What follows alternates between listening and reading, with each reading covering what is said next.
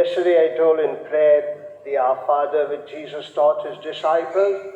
I spoke that our Father is nothing but reminding God all the promises that he has made to us. And today, in connection with that, we see an example Jesus has given us. He says about an incident where three people are involved. One is the guest who comes to that friend's house. The second is that person.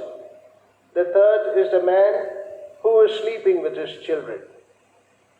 Which of these three are we?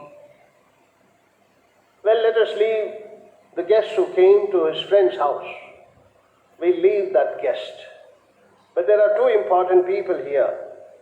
The one who goes to another friend's house who is sleeping and keep on asking.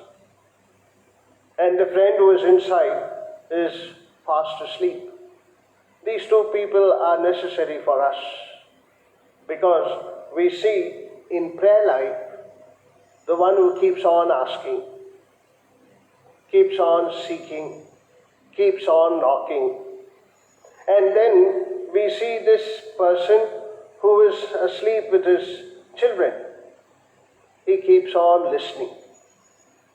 And even though it is irritating to him, even though he finds it discomfortable to get up and serve him the 3 loaves of bread, what he has to do? That man is not stopping knocking at the door. And this man is unable to sleep. Therefore, it makes him, let's get rid of one fellow. He gets up, he gives him bread and sends him off. Now, that is human. Well, the important aspect is that we see this man going in the night shamelessly and asking. Therefore, persistently means shamelessly. Even though he knows that he cannot disturb that person, even though he knows that he cannot ask at this time, but he goes.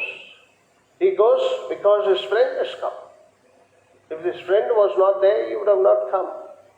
Therefore, we see that he persistently asks him, shamelessly asks him. And when he asks him shamelessly, he receives.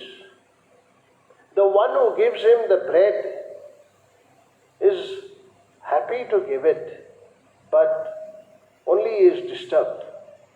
But his persistence makes him to get up and give. This is exactly what prayer is for us. We keep on asking, keep on knocking, keep on seeking from the Lord, and the Lord will get up one day and give it to you. He knows the right time. He knows what to give.